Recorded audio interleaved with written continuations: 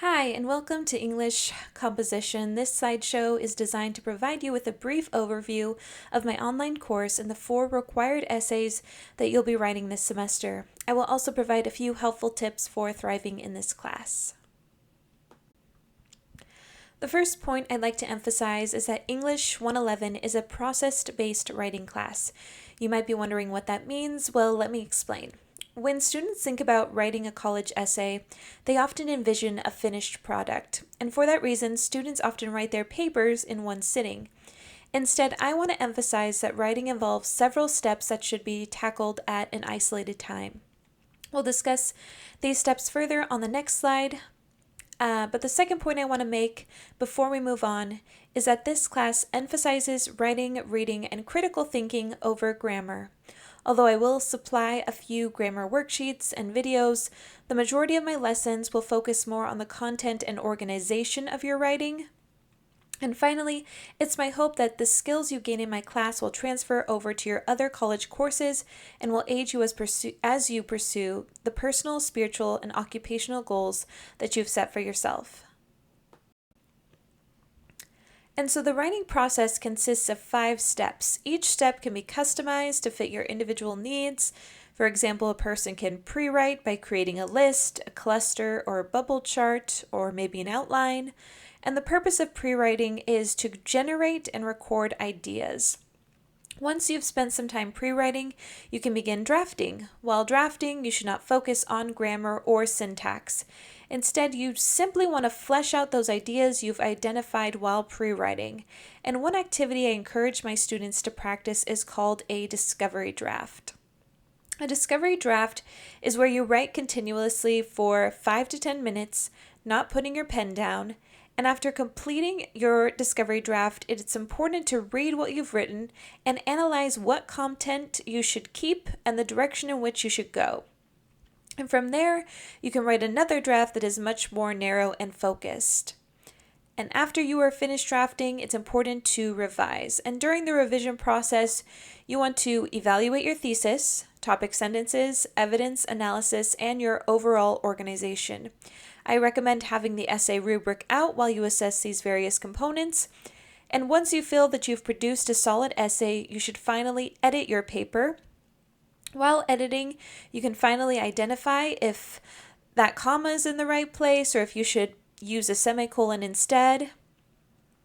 And before publishing or submitting your essay to Populi, you may revise and edit your essay several times. I highly recommend giving each part of the writing process its own time and space. Don't be afraid to walk away from your paper.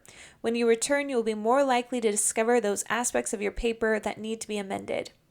And I'll speak on this process over the course of the semester. For now, let's transition to the 4 required essays that you'll be writing for this class.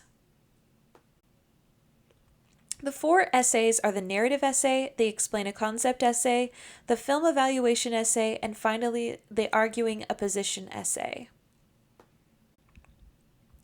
For the narrative essay, you'll be learning how to construct a well-told story about a specific event in your life that has had a direct impact on your testimony or your beliefs concerning the character of God.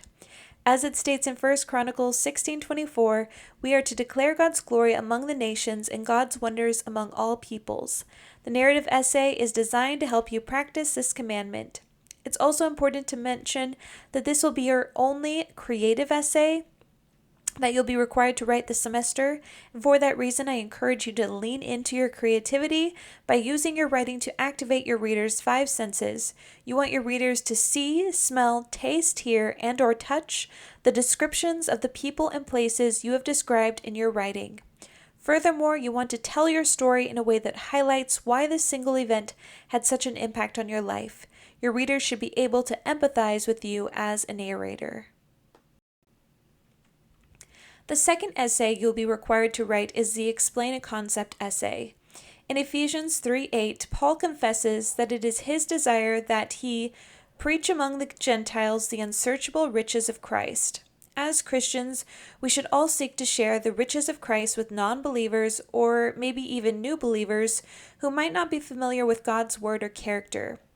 But sometimes we fail to communicate the riches of Christ because we get stuck speaking Christianese or religious jargon. This assignment is designed to help you simplify a biblical concept such as sanctification, redemption, grace, or maybe the Trinity by creating a readable plan and by using appropriate explanatory strategies, which we will cover in Lesson 4.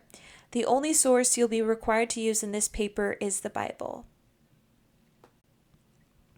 The third essay you'll be writing for this class is the film evaluation essay.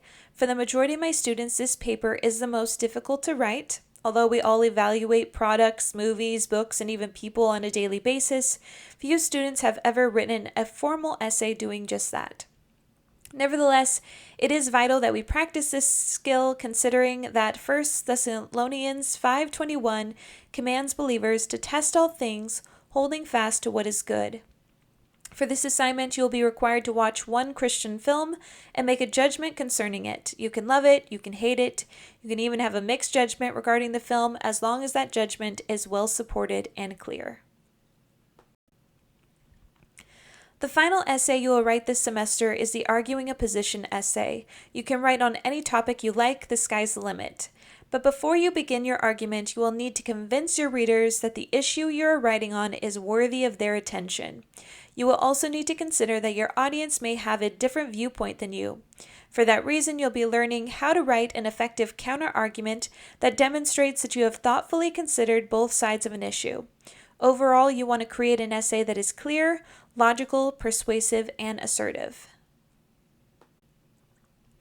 I want to end this slideshow by providing you a few helpful tips for thriving in this class. First, you want to have the correct expectations. You are responsible for your own learning. If you find the information I provide confusing, it will be up to you to ask questions and get the clarity you need. Secondly, online classes are a blessing because you get to determine your own schedule, but online classes can also be a curse because you get to determine your own schedule. It's paramount that you stay on top of the class's due dates and that you set due dates for yourself so that you aren't waiting until the very last minute to complete your homework. Third, I encourage you to find a quiet study space that has limited distractions. Turn your cell phone off, put it on silent, or even better, put your phone in another room when it's time to work on this class. Finally, again, know your resources and never be afraid to ask for help. I'm here to assist you in any way that I can, even through prayer. This concludes the welcome presentation. I'm delighted to get to know all of you a bit better and witness both your academic and spiritual growth over the course of the semester.